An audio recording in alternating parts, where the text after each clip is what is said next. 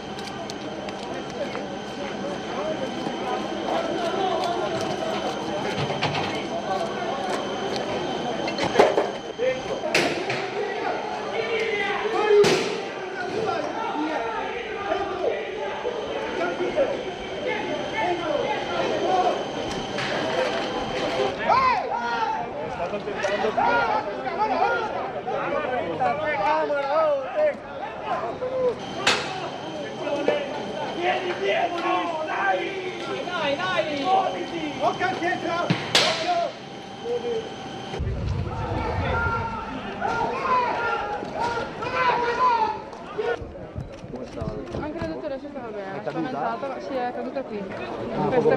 Sì, provando a uscire, poi hanno chiuso. Ma li hanno trattenuti, lei era con noi. Sì. Stavamo cercando di uscire. Ma cosa è successo? Cosa è successo? Sono solo 4-5 sciocchi veramente, ma...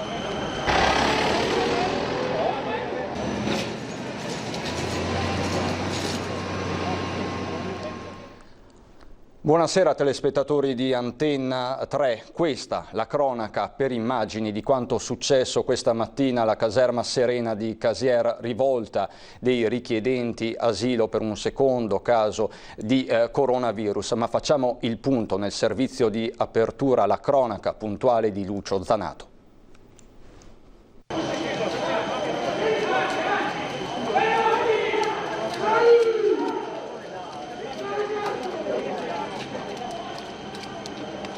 Liberati dall'irruzione dei carabinieri in tenuta antisommossa dopo essere stati sequestrati dai richiedenti asilo. È questa l'immagine simbolo della nuova giornata di tensione all'ex Serena. Tutto è iniziato questa mattina quando è stato individuato un nuovo contagiato al virus e ai migranti è stato comunicato che l'intera struttura era in quarantena. 340 le persone all'interno, alcuni di loro hanno avuto una reazione violenta, come ci racconta una delle protagoniste del sequestro all'interno di una delle stanze. I ragazzi sono molto agitati perché era risultato positivo un caso di Covid e loro, sentendo che dovevano stare in quarantena, che non potevano andare a lavorare, questo li ha molto li ha un po' agitati, cioè ci tengono molto al loro lavoro, noi capiamo anche un po' la loro posizione. Mi hanno sequestrato? Li abbiamo visto uscire dopo l'irruzione della polizia. Forse era l'unico mezzo che avevano un po' per tirare l'attenzione, insomma, però non ci hanno fatto niente. Portoni dell'entrata principale sbarrati da migranti in rivolta all'interno. I carabinieri, per poter entrare, hanno deciso di forzare l'entrata utilizzata per portare le vettovaglie. Qui, dopo aver tranciato un primo lucchetto con le cesoie, hanno dovuto aspettare i pompieri per tagliare la seconda catena con un flessibile. Nel frattempo, dall'interno, i manifestanti hanno iniziato a lanciare di tutto e soltanto l'utilizzo di una lancia a piena pressione d'acqua ha permesso ai pompieri di aprire il cancello e ai carabinieri di entrare e creare un corridoio di sicurezza che ha permesso di aprire la porta dove erano rinchiusi il personale dell'ULSS 2 presente alla Serena per i prelievi di ulteriori tamponi e i collaboratori della cooperativa che gestisce il centro di accoglienza. Caserma successivamente sigillata dalle forze dell'ordine, mentre come ieri è toccato al vicario della questura di Treviso iniziare le trattative con i rivoltosi. Rammarico dal sindaco di Casier, che è stato all'interno della caserma fino a pochi minuti prima dello scoppio della ribellione. E pensare che questa mattina sono stato qua tutta la mattinata dentro ed era tutto abbastanza tranquillo. Poi che ha fatto scatenare questa reazione va a capirlo. Solo dopo l'1 del pomeriggio la situazione è rientrata con il personale della cooperativa di gestione a ripulire il disastro. Per questo un indignato sindaco di Treviso ha chiesto che il ministro dell'Interno venga davanti alla caserma. La situazione è tornata alla normalità grazie a un grande lavoro di mediazione da parte delle forze dell'ordine che hanno aperto un canale di dialogo con gli ospiti. Però il ministro credo che questa volta debba alzarsi dalla poltrona romana e venire qui a Treviso a vedere com'è la situazione, quali sono i disagi e soprattutto io ci tengo tantissimo che si venga a scusare con i nostri cittadini.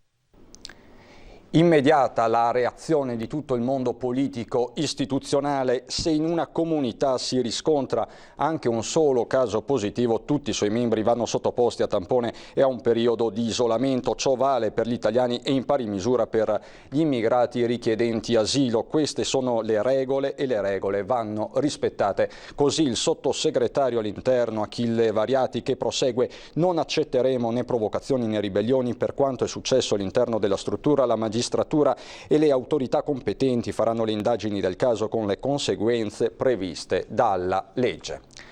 E parole molto dure ha utilizzato nel consueto punto stampa anche il governatore Zaia. Il sequestro delle persone, questo è un reato. Se a casa loro sono abituati a fare queste cose, noi dobbiamo spiegare a questi signori che qui non funziona così.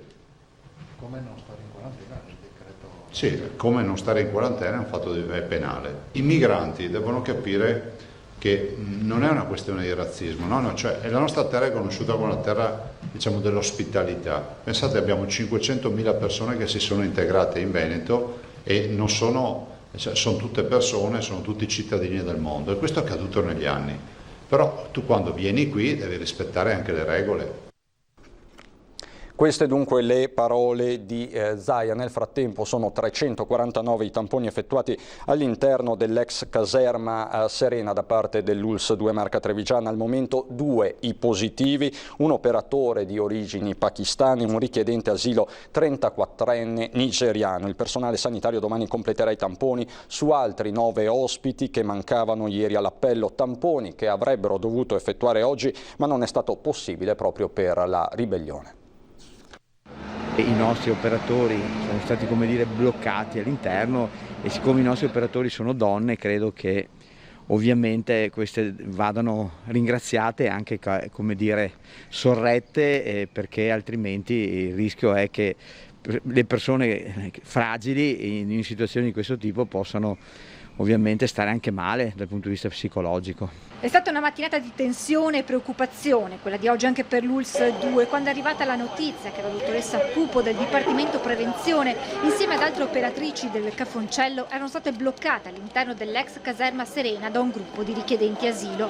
Quando l'intervento delle forze dell'ordine ha permesso di far uscire il personale dell'azienda sanitaria, il dottor Benazzi si è subito messo in contatto con loro per ringraziarle ed esprimere la propria solidarietà. Se noi siamo là a lavorare, i nostri operatori sono là a lavorare, lo fanno per il bene della comunità, lo fanno anche per queste persone, perché il fatto di essere ovviamente testati e fare i tamponi significa anche garantire salute per se stessi e per gli altri. Al momento l'ULSS ha completato la prima tranche di tamponi all'interno della struttura. Sono riusciti a tamponare, a fare i tamponi a tutti i 330 residenti di Casier più gli operatori. Il dato positivo è che sono stati trovati solo 2 positivi, 2 persone positive, che naturalmente oggi abbiamo ricoverato in malattie infettive. e altre 2 persone che metteremo in isolamento, come dire, fiduciario all'interno dell'ospedale di comunità di Vittorio Veneto, che è ancora quota parte Covid. I risultati dunque per ora sono confortanti, ma in via precauzionale gli altri ospiti della struttura dovranno rimanere in quarantena. Gli ospiti dovranno stare in quarantena perché, come lei sa, si fa un tampone al tempo 0 e poi si fa il tampone al tempo 7, quindi dovranno ovviamente stare dentro, perché non è che col primo tampone potrebbero incubare il virus, il Covid-19, per cui è il caso che restino all'interno di un'area circoscritta e non uscire. Dentro della caserma. Quindi all'interno della caserma. Questo quindi a Casier, ma c'è il secondo bollettino di giornata, il report con la curva del contagio. 8 i casi di positività al virus che sono stati registrati oggi nelle ULSS del Veneto, 6 in provincia di Padova, 1 a Treviso, l'altro invece a Rovigo, per un totale di 8. 2 invece i decessi, uno è stato registrato all'ospedale veronese di Villafranca, l'altro in azienda ospedaliera a Padova. E c'è poi tutto il tema delle riaperture. Ieri sera il DPCM annunciato, spiegato e poi pubblicato dal governo, ed è pronta un'ordinanza regionale con un particolare focus su Arena di Verona e Mostra del Cinema. Noi stiamo preparando l'ordinanza. Avete visto che c'è il DPCM, ieri abbiamo avuto la conferenza dei presidenti alle 4:30, 4:30. Abbiamo discusso di tanti temi, è un'ordinanza complicata ma necessaria, vista l'intenzione, quella di correggere il tiro del nuovo DPCM che fissa l'apertura delle discoteche e delle fiere al 14 luglio, una data troppo in là per la regione del Veneto, visto il contagio ormai a 0 sul territorio. Il nuovo provvedimento regionale potrebbe andare a integrare e superare il DPCM già nelle prossime ore. Limature sono in corso. Vogliamo già mettere nero su bianco date e soluzioni rispetto a discoteche, cinema, teatri, spettacoli all'aperto, casinò, insomma tutta una miriade di attività che in queste ore stiamo mettendo in fila, definendo anche eventuali deroghe. Misure specifiche saranno adottate per 2 simboli veneti nel mondo. Si comincia dall'Arena di Verona. Lavoreremo sull'idea di alternare un posto seduto, un posto con presenza fisica e l'altro vuoto, quindi insomma ci sta soprattutto in un contesto come quello dell'Arena di Verona. Non avremo i 15.500 posti, però possiamo ragionevolmente dire che avremo migliaia di persone comunque presenti. E l'Arena sarà il banco di prova per la Mostra del Cinema. Stiamo lavorando affinché la ricaduta di questa nuova filosofia arrivi anche nei cinema, in particolar modo alla Mostra del Cinema, e quindi si preparino per settembre, visto e considerato che settembre dopodomani. Impossibile pensare a una kermesse con i limiti stabiliti dal governo. Pensare di fare la Mostra del Cinema con la capienza massima, cos'erano, 200 persone? Sì, al chiuso 200. 200 persone al chiuso e 1000 all'esterno, capite che Mostra del Cinema è. Se il Cineforum fatto in casa è una roba del genere. E oggi a Marghera è stato presentato anche il piano di rilancio per il turismo del Veneto. Rilanciare il turismo veneto con gli influencer. È partita la nuova campagna di comunicazione e promozione della nostra regione, che si servirà anche dei social. Il nome Land of Venice, la terra di Venezia, e al territorio attorno ad essa. Il marchio, una V gigantesca, identificativa della regione. E in basso a destra il bollino rosso della Safe Area, regione sicura dal punto di vista sanitario. Qua parliamo di 2.300.000 euro messi a disposizione per la comunicazione, cioè quindi non abbiamo mai avuto tutti questi soldi solo per la comunicazione. Cifra attinta dai fondi regionali, dai risparmi al capitolo fiere, e che punta a salvare quei 35.000 posti di lavoro in crisi per via della pandemia, e con essi parte di quei 70 milioni di turisti che nella fase pre-Covid popolavano il nostro territorio, di cui la metà di provenienza straniera, producendo ben 18 miliardi di fatturato. Turisti, specie inglesi e francesi, che sbarcavano direttamente a Treviso, allo Scalo Canova, puntando su uno degli 8 siti UNESCO del territorio, le colline del Prosecco. Con Save, quindi Marchi, siamo in costante collegamento sia noi che il sindaco di Treviso. È previsto un piano da 53 milioni di euro di interventi e assolutamente abbiamo da parte di Save l'idea che l'aeroporto riaprirà, quindi non è vero quello che si sente dire in giro che c'è il rischio della chiusura, perché ovvio se non ci sono i turisti è ovvio che aprirà a ottobre, ma se cominceranno ad arrivare i turisti c'è la disponibilità da parte di Save di aprire prima. La promozione si impronterà su 5 percorsi: arte e cultura, enogastronomia, summer friends, relax and achieve, e sulla scia dell'illustre Cammino di Santiago anche i percorsi a piedi dei cammini del Veneto, con una grande novità ancora in work in progress. Abbiamo il percorso di Sant'Antonio, da Padova fino alla Sicilia. Ecco, ci stiamo lavorando, secondo me questo una volta ultimato non è semplice perché prevede anche mettere insieme tante regioni. Ci stiamo lavorando in conferenza delle regioni e in commissione turismo e anche con l'Enit insieme, però quando sarà fatto diventerà il percorso secondo me più bello anche del Santiago di Compostela. E oggi è stato presentato un altro importante progetto, questo di natura sanitaria, sui bambini e i ragazzi di Vo. Le conclusioni che traiamo da questa analisi è che i bambini sono molto meno suscettibili all'infezione. Se entrano in contatto in qualche modo, si infettano, è un'infezione transitoria di cui loro non se ne rendono conto. Questi i primi risultati dello studio sui bambini e ragazzi di Vo. La fascia di età è da 1 a 18 anni, dopo 2 serie di tamponi e lo screening seriologico. Su 257 bambini da 1 a 10 anni, di cui 15 esposti al virus perché in casa avevano familiari infetti, solo 2 con l'esame del sangue si è scoperto che avevano sviluppato gli anticorpi del virus. Negli adolescenti invece è più facile risultare positivi. Gli adolescenti da 12 a 18 anni sono ugualmente molto più resistenti degli adulti, però bisogna dire che in alcuni casi si ammalano, nel senso che sono positivi al tampone e fanno anche anticorpi, in modo particolare nelle fasce più alte di età, verso i 16-17 anni. Il professor Crisanti, che tra poco pubblicherà il suo studio sulla popolazione di Vo Euganeo sulla rivista scientifica Nature, è intervenuto a Palazzo Moroni per alcune riflessioni sulla riapertura delle scuole. Per la ripresa sono indispensabili 2 azioni: arieggiare le aule almeno 5 volte in un'ora e lavare spesso le mani. Azioni di buon senso. I plexiglass invece, secondo Crisanti, potrebbero ostacolare proprio il riciclo dell'aria. Per gli adolescenti sono poi necessari mascherine e distanziamento, che però non si possono attuare con i bambini piccoli dei nidi e delle materne. Per questo, dice Crisanti, è necessaria la sorveglianza personale, evitando assembramenti di genitori e monitorando il personale scolastico. Evitare che bambini con febbre entrino a scuola, perché questi chiaramente creano un allarme sociale. Quindi sono d'accordo che vengano fatto lo scanner della temperatura ai bambini.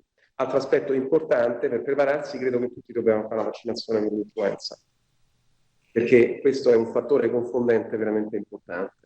Perché se si prendono l'influenza, specialmente all'inizio, è quasi impossibile fare una distinzione. Un consiglio riguarda poi anche la situazione dei neonati. In modo particolare negli asili nido non metterei i bambini sotto una novità, perché purtroppo si ammalano e non si sa, perché da un anno in poi sono molto più resistenti. Non esiste un rischio zero, conclude Crisanti, ma solo un rischio accettabile. Nessuno può prevedere con certezza un ritorno dei contagi in autunno, ma potrebbero trattarsi di microfocolai arginabili con microzone rosse di dimensione familiare. Adesso per noi c'è la pubblicità. A dopo.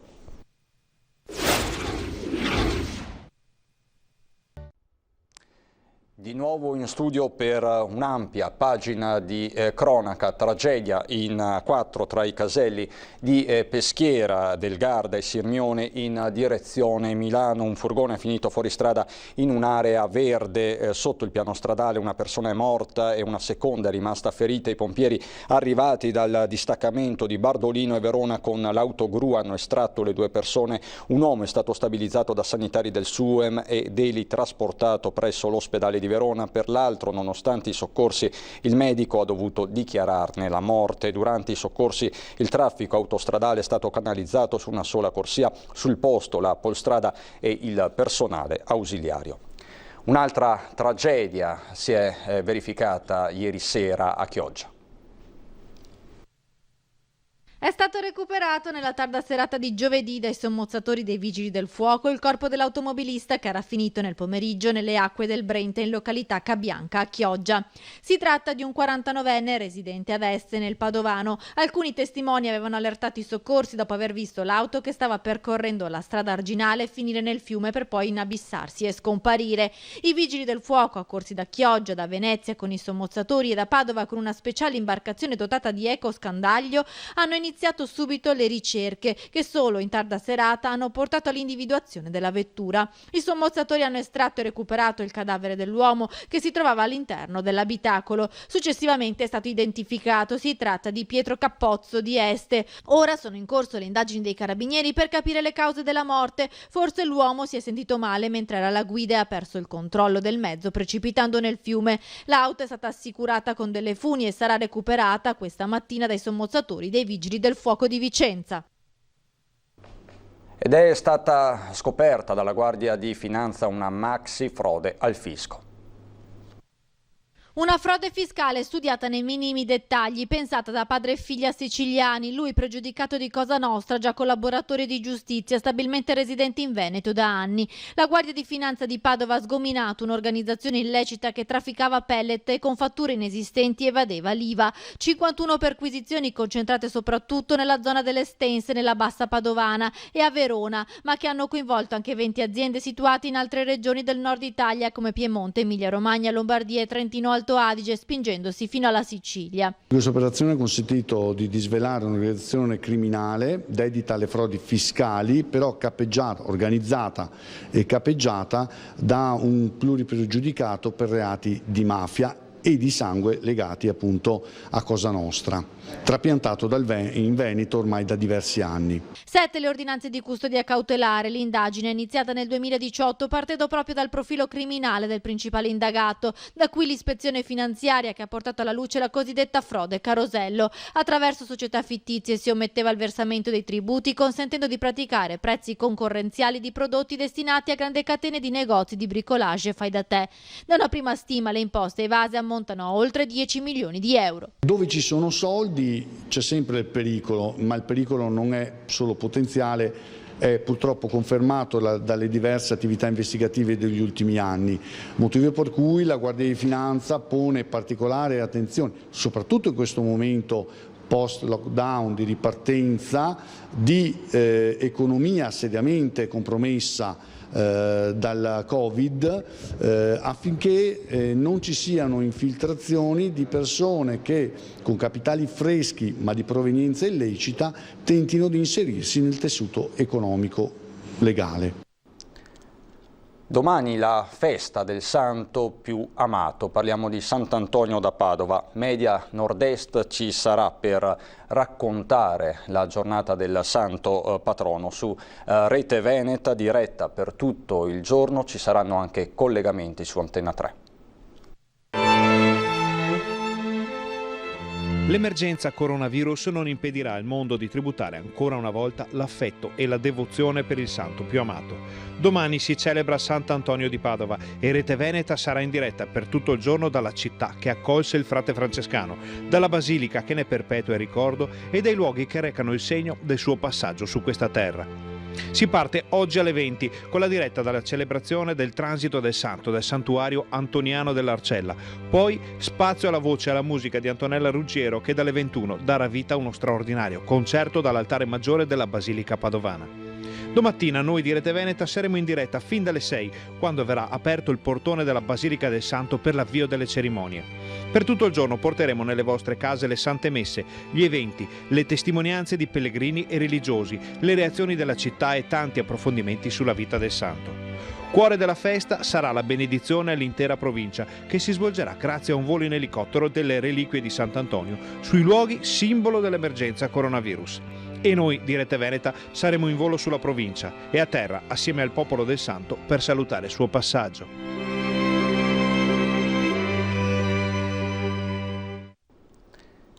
collegamenti con la città del Santo, ve lo ricordo anche su Antenna 3 per tutta la giornata. È tutto per questa edizione regionale. Adesso le previsioni del tempo, vi ringrazio per l'attenzione, buon proseguimento di serata.